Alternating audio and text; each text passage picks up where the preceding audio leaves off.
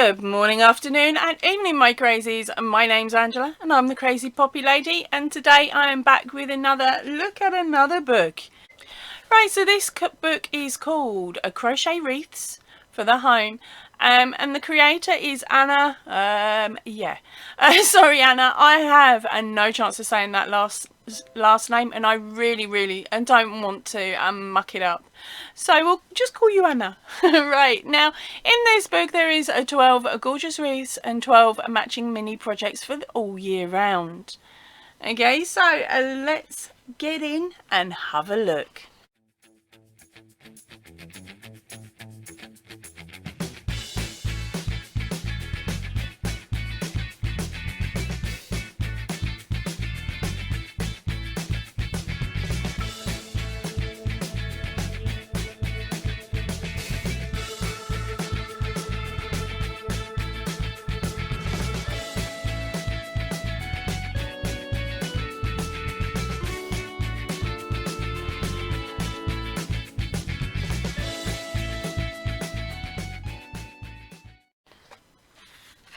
Now the photography on this one is absolutely stunning. We have got a write-up on this page about Anna. It states that she was taught to knit and crochet as a child by her talented mother, but without practice the skills were quickly forgotten until 2005, when she rediscovered her skills and an obsession was born. Crikey, that sounds like quite a few of it, doesn't it? In 2014 she started designing and selling her patterns. Her designs were regularly featured in craft magazines. Anna is also a workshop tutor teaching knitting and crochet across the UK. Anna lives in Herefordshire with her husband Dave and two cats, Ollie and Brick. I love that. Brick is a name for a cat. Brill. She is a keen blogger and runs her website, and that is www.mocha.co.uk. I will type that here on screen for you. That is where she shares her love of knitting and crochet. Right, so here we go. This is some of the wreaths that you could possibly make if you purchased this book or had a nose on her website. You never know, we may be able to purchase just one of the one pattern that we want. I haven't done the research yet. I'll have a look in a minute and then I'll tell you. Right, so let's get through the book first though. Here we go. As I said, beautiful photographs. Now this book was first published in 2020 by Search Press Limited, and it is copyrighted, so we've got to be very careful with this one. Okay, so here is all of the projects that are there. Okay, and it talks about introduction, materials, yarn information, abbreviations, the projects, and then we've got a section over here that of course says about techniques, and index is on the last few pages. We have a gorgeous introduction here with some even more beautiful imagery. Now we're going on to materials and tools. Is that spray starch? Spray starch! I haven't actually got any of that. If I have to, I will use some hairspray and an iron, but shh, don't tell anyone. Right, okay, we've got more information on more bits and pieces that you could use within the projects. And she talks here about the different styles of wreaths that you will hopefully be able to get from your local craft store, or if you're really lucky, pound shop. Then we've got information on yarn information, which is tension, and she's also got a chart down here that does a UK to US equivalent terms, because I believe this book is actually written in English terms, so I'm going to get so confused. Right, now on to the projects. Absolutely stunning. Okay, we have got some mini wreaths, which are the hedgehog, and then there is a robin, and that last one is a little mouse. That's cute. Okay, and it says, the book breaks it down beautifully. It says how many of each leaf, each flower you're going to need if you're doing one that's got a flower, so that it means that you can just sit there and make them all up in one go to then be able to glue it on quick, lastminute.com.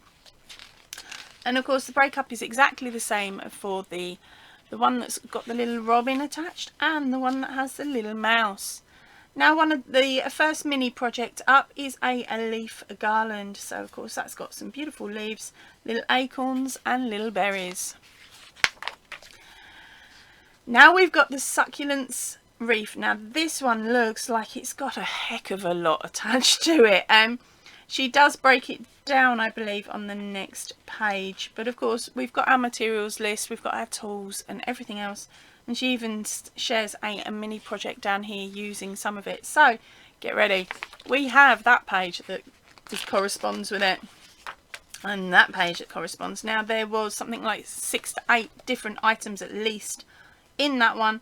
And here is a chart for what you would need. Right, now we're going to go on to the next mini project, which is a terrarium with... oh, it's succulent, oh. Mini cacti thingy bobbies. Yeah, 2 words. I really can't say this early in the morning. I haven't got my teeth in. Right, let's move on to the next one. The next one is the Valentines Reef with 2 little beautiful, I believe they're lovebirds. Or they could be. Okay, and again we've got our materials list, how many birds we need to make, and the details on the flowers that are attached and how to make them. The next mini project is a mini necklace made using the same pattern as the flowers from that reef. Okay, and next one up is our autumn reef. Now this one has little foxes attached, and of course we've got some acorns, I hope, or mushrooms, I'm not too sure because they're red and white this time, and some leaves as well, and some little hedgehogs up the top here. So that is a really cute. The more you look at it, the more you see. Okay, and more details and more details. Yep, so we've got lots. Oh crikey, it's, oh, we've got conkers in there. There's horse chestnuts, oak leaves, a large and small, acorns, and then instructions on how to make it all up. Yep, that is another large project there. Alright, the next mini one is the conker keyring. That's the safe version of conkers. I preferred the old one where you cooked them in the oven and then smacked them and nearly took your eyeballs out. Right, let's move on to the next item. This is a berry wreath. So it has got little, I would call them probably raspberries. And there is actually beading work within this one. Yeah, I'll bring that up so you can have a quick look. There is beading work within it to give it a bit more depth on the berries. But again, that is a really pretty one, and to be honest, I think that would probably be something we could knock up in an evening. Right, so then we have got the mini project, which is a leaf and berry brooch. The lighting today is a bit dodgy. Sorry about that, gang. Right, our next one up is our Easter wreath. So of course this has got us a little load of Easter eggs in it, some flowers, a bunny butt. Sorry, couldn't resist. That's the kid in me, isn't it? And then of course you've got extra bits and pieces here that you may choose to or not to add. That is not crocheted. Okay, so bunny butts. Right, let's keep jumping through the hoops. Our next one up is a mini project. It's the egg nest. So we've got a little nest there with some eggs in it, a couple of pieces of corn, and some other dried flowery stuff thingies attached. I'm not doing very well today, am I? But you get the hint. Okay, and that has been used with 2 what are they called, the craft rings. Okay, then we move on to the spring wreath. This one has got floral and a lot of chaining involved, and flower leaves and things, so it's rather pretty there as well. And we got lots of information again.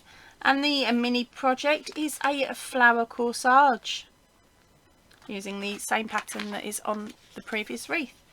Okay, now this one is the summer wreath.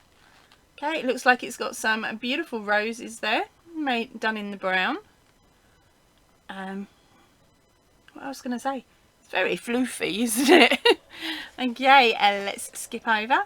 The mini project is a butterfly brooch. I thought it was a flower, I didn't see a butterfly. Sorry. Right, on to the next one. This is the Harvest Wreath. So it's got beetroots in it, it's got Brussels sprouts, and lots of other foodie things are popped on there as well, with a cute little triangular banner. Okay, so here we go. It's got leaves, it's got apples, asparagus, Brussels sprouts, carrots, radishes, garlic cloves, oh crikey, sunflower, pea pods, and of course the bunting. That was the word I was looking for, bunting. Now the mini project for this one is a harvest centerpiece. So basically using all of the patterns previously spoken about, you can make them and not glue them to something. You can stick them on a tray and it looks cute on the middle of your table. There is also a little mouse as well that she adds to that one. I didn't spot that, did you? No, a good one. It's the Halloween wreath. Now this one here has, of course, an owl on it and lots of little pumpkins and a little spider. Close your eyes if you don't like spiders. We've also got a broomstick and a witch's hat up the top here. So where on earth has she hidden the cat? Or hasn't she? Let's have a nose. We've got the pattern for the owl. We've got the pattern for the pumpkins. All different sizes. We've got a pattern for a cobweb and a spider. And the witch's hat and the broom. So I spotted it all. Yay! Right. And next item up is the mini project. It is, of course, a pumpkin pincushion. So again, using the same scenario, the same pattern as on previous pages, you can choose the size you wanted. Right, now up for the Christmas wreath. Don't panic, that's an artificial candle up the top there, not a real one. Right, so this is called the Christmas wreath. On top of it, you have got a little elf house, sorry. We've also got some handmade pom-poms, a candy cane, and a string of stockings, and then lots more pom-poms down the bottom. So there we go. It says there's, yep, stocking, candy canes and pom-poms. And your mini project is, of course, a stocking garland. Right, now this is the winter wreath. Okay. And you'll be making the leaves. And of course the covers for the little glass candles and the little snowflakes. So let's have a look. We've got berries, we've got stars. She's called them stars, not snowflakes. And then we've got the glass cover. Now she also names the glass cover, so maybe there is an area where you can actually purchase them from. I will have to read back in the book to check, and I will stick it on screen. Okay, so here it is finished, and the mini project is a candle home dome centerpiece. Okay, right, then we are at the end of the projects. So we have now got the section that goes on about different techniques. Okay, I'll skip through. Even a section on how to use the pom-pom makers that you can get from the pound shop. From my UK girls. Pound shop purchase. I should know, I've got 3 packs. I keep losing them. Only half of one, mind. Okay, then we've got the section on how to make tassels. Using a piece of card. Information on blocking, and then how to cover your wreath if you've got one of these foamy ones, and how to attach the crochet to the wreaths. Yay, glue gun alert! Okay, so that is it. That is the book. Now this book would cost in UK shops £12.99. Here's the information there, sorry about that. If you're in the US, you can get it for $19.95. If you're in Canada, you can get it for $23.95. Okay, so if you want to look online for it, it's www.searchpress.com. That is www.searchpress.com. I will go about popping a link to there in the description box down below. Right, so there we go. That is the book for this week. What do you think? I thought it was quite cute. I think there is lots and lots of different floral ideas and different animals and bits and pieces that you could take from the book and use to either make one of the wreaths or one of the small projects, or of course make something completely different with it. Come on, pop your ideas in the description box down below. What would you make out of this book and to keep for another day? Right, that is it for me for today. I'm going to head off now. I will see you all really soon. If you can, please stay in and definitely stay safe. Ta-ra for now, everybody.